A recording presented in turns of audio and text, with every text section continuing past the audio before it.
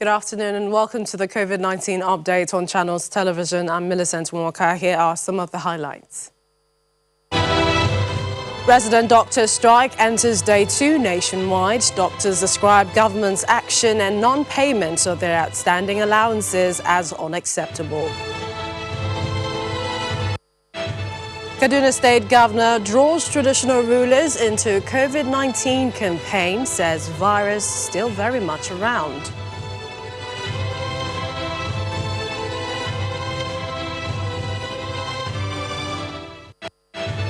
In France, Spain records daily highest COVID-19 infections as governments of both countries seek ways to flatten the curve.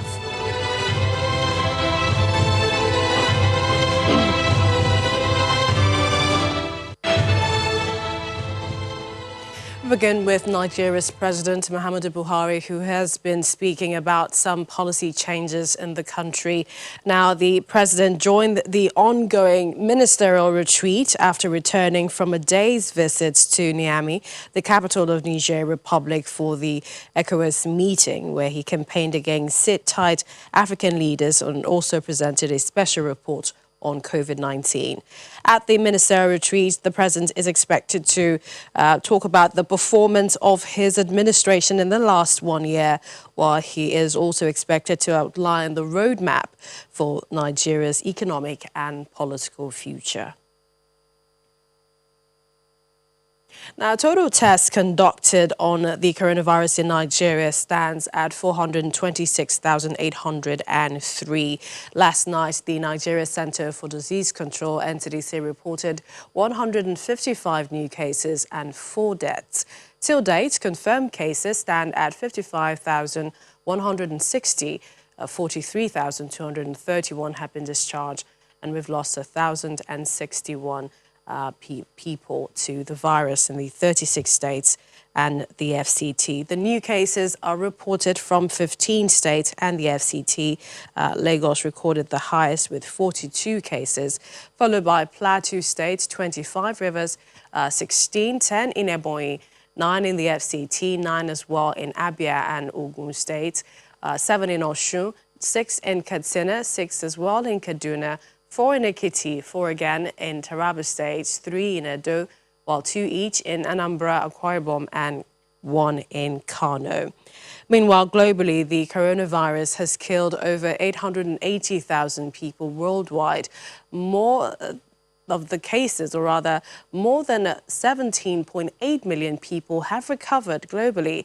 And yesterday, the global confirmed coronavirus figures passed the 27 million mark. Many believe that most countries are testing only symptomatic or the most serious of cases.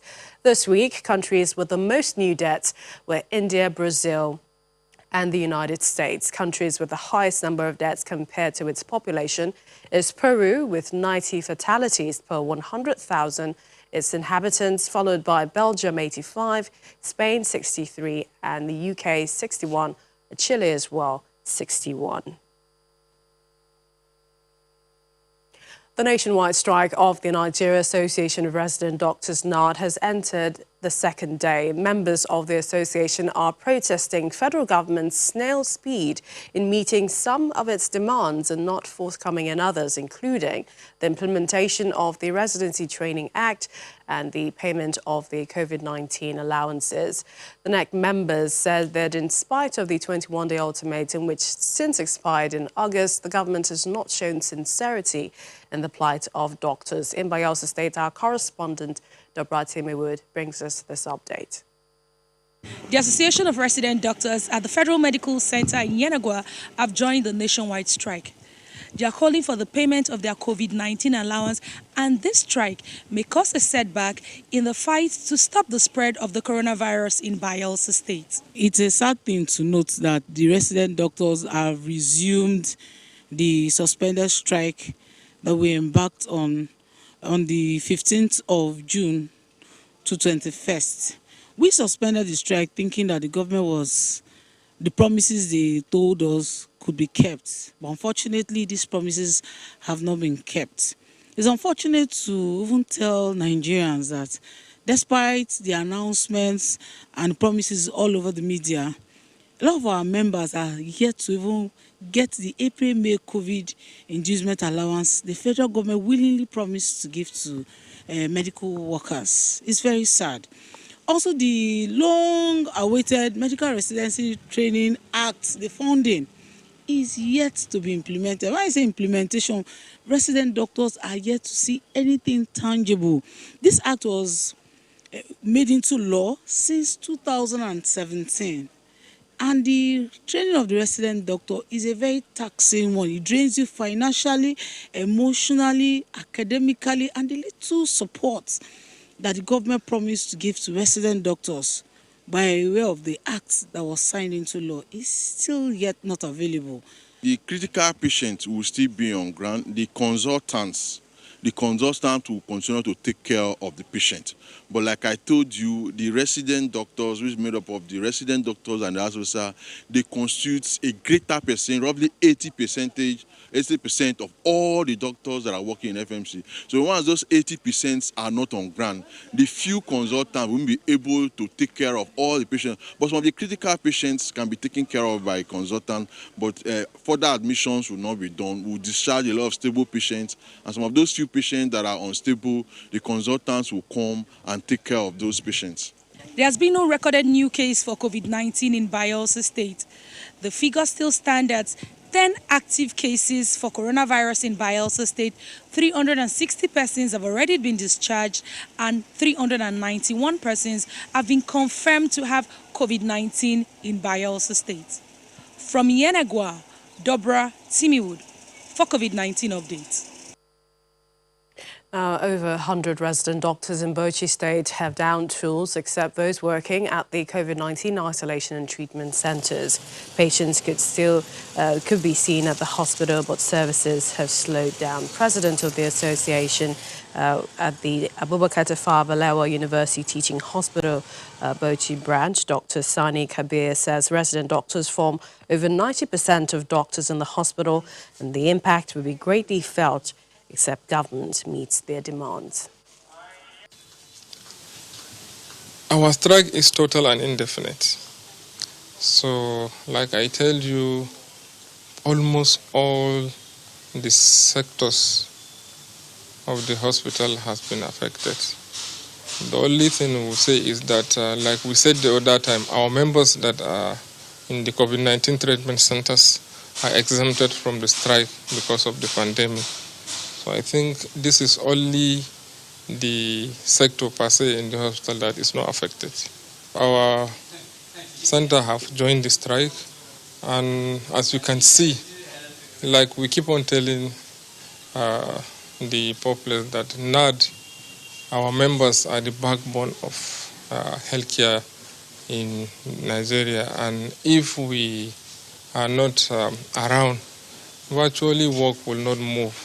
And all these needs that we have tabled to the federal government, there are things that need to be done so that the healthcare system as a whole should be where it should be.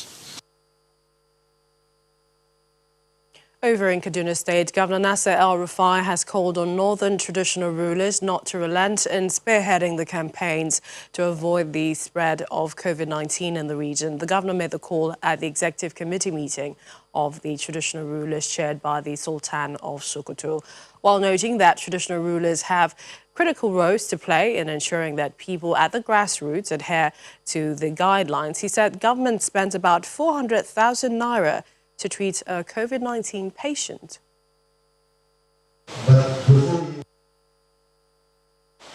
Here in Kaduna State, we had full lockdown for 75 days, and during that period we had just a little over 300 cases. Since opening up in June, Your Highness, the number of cases has risen to over 2,500. So the opening up has had consequences of spreading the virus.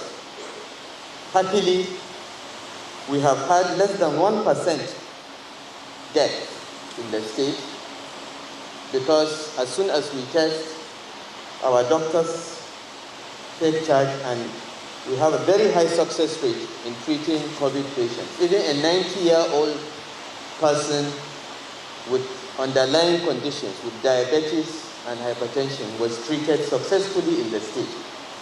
So we are grateful to Allah subhanahu wa ta'ala for giving us this limited number of deaths, but the virus has not left us. We may ignore it, but it is still there. And I urge Your Royal Highnesses to continue to sensitize our communities and our people to protect themselves from this virus. Let's talk some more about flattening the curve. We have Professor John Idoko. He's the former Director General of the National Agency for the Control of AIDS, NACA. He's also an infectious disease specialist. I'd like to thank you for joining us on the program.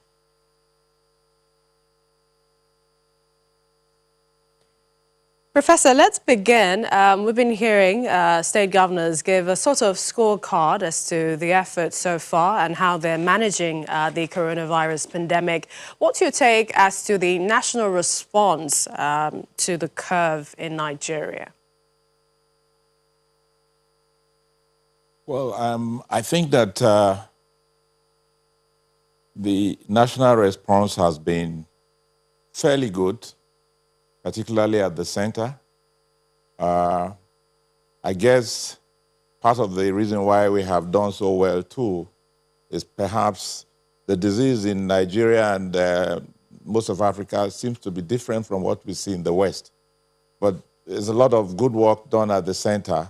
I think that we have a problem at the level of the states because, as you can see, all these issues are about community transmission.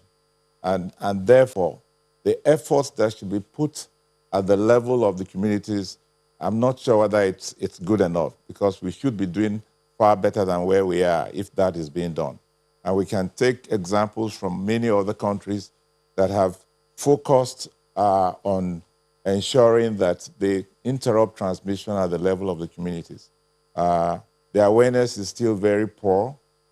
Behavior change is very poor. Even in Abuja, where I live, once you get out of the center of Abuja, you hardly see people wearing masks.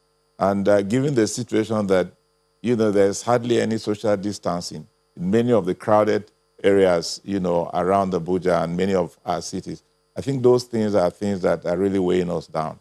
But all in all, I think that for some reasons that I really don't understand, and I'm not sure whether many other scientists understand, the disease is far less in our communities, and apparently, it seems to be going down, even though it is thought that if we're testing, we'll probably see a lot more.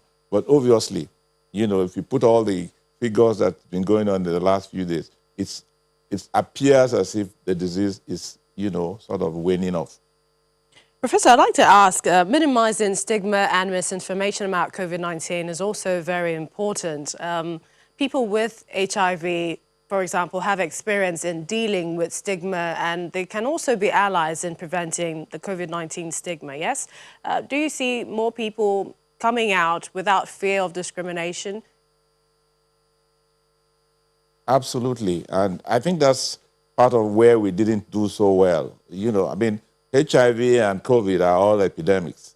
The only difference is that one has come in an acute fashion. A couple of days you are down with it. And then, initially there was a lot of stigma. But there was so much stigma about HIV that and HIV was a chronic epidemic.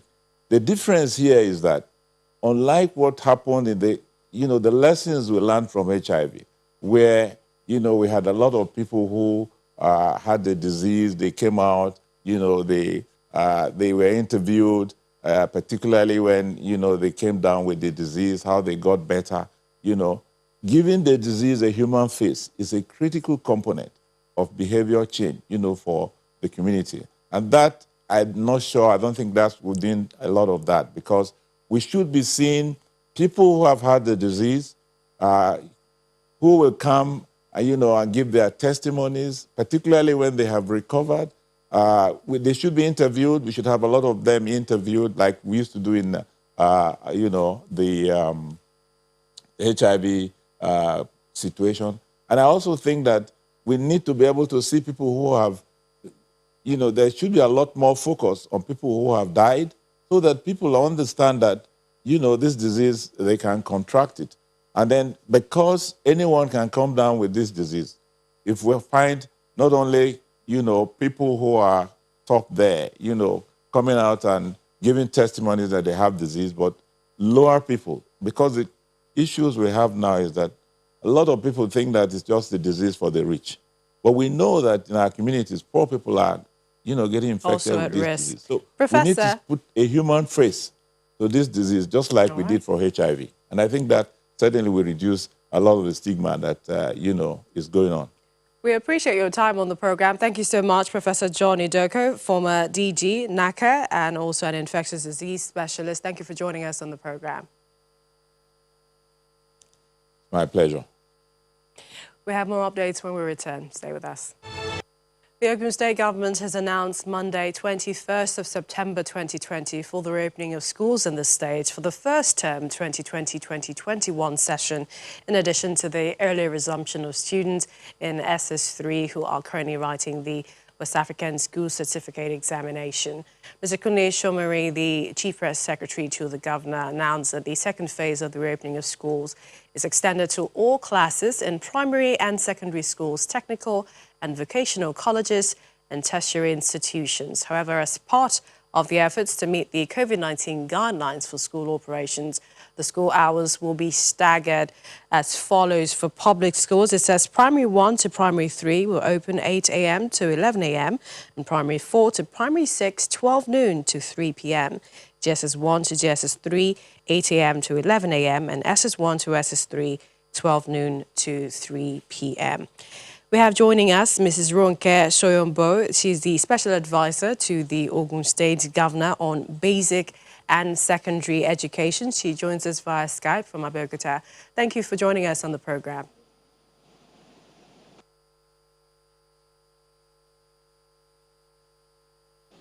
If you can hear me, all right, from all indications, and this is from the state's virus curve, have you reached your peak? And, is it safe to say that the curve is flattening with some of the decisions the state government is taking on reopening of schools? Yes, I must say the curve has been flattened with the virtual learning that Ogun State has done. Not only that, now that we see that, we've trialed the whole thing with the SS3 students, and we feel that it's actually safe for our children to come in. However, you will see that this is our phase 2 of reopening session, where we're inviting children only from primary 1 to primary 6, and also children from GSS 1 to GSS 3. To SS3 that we're inviting to schools. And we cannot afford to do full-time yet because we don't want our schools to be overcrowded, and also for us to test run with this and see how it goes in the next few weeks before we go into the final phase of reopening. From the existing students writing their examinations, did any contract the virus? We've not recorded any at all. We've not had that. No case of COVID-19 recorded in any of our schools. So perhaps the next question is with regards to the modalities to ensure that the protocols for schools are complied with. How does the government plan to monitor all schools, public, private, the technical colleges and the rest? Thank you very much. What we've done is because of the risk assessment form that we've been given from the federal government, and we have actually been able to place that online, and that's on www.ogmowest.org, and every school has been trained. Every school owner has been trained on what is expected. So people have been filling those forms, ensuring that there's no risk at all before they can open their schools. And also we've got the Office of Quality Assurance monitoring compliance in the state. And we're not just monitoring compliance on our own, we're also doing it collaboratively with Ministry of Health, ensuring that schools are complying with what is expected. And the other thing is we're starting from ourselves as well, ensuring that all the things, the protocol for COVID-19 reopening of schools is actually starting from all the public schools. And that's why you will see that we're not opening schools fully because with us, we want to ensure that when GSS 1 to GSS 3 students, when they come in the morning, they are going to use all the facilities for both junior and senior secondary schools. And that will help us to have a 2 meter social distancing. And also, you will see that the government has provided water in all schools as well. And we've also provided masks in all our schools. So that makes us to really stand out. Because I remember when somebody monitored our school, they said, oh, you are 95% with compliance standard. So I said, oh, thank you. So Ogun State is actually doing a lot in ensuring that we monitor compliance in all our schools, both private and public schools. And also because we've had a very good training for all public school leaders and all private school leaders, that is also helping us. And we have also enforced that everybody has to have isolation centers, one isolation room in their schools to isolate any problem needed.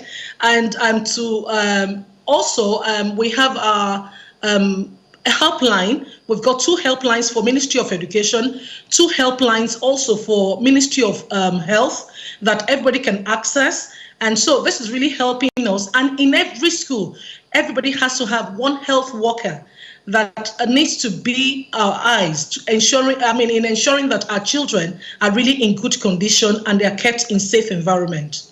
All right, we'd like to wish the government all the best in the full reopening and also in monitoring the spread of the virus. Thank you so much, Mrs. RONKE SOYOMBO, Special Advisor to the Ogun State Governor on Basic and Secondary Education. Thank you for joining us.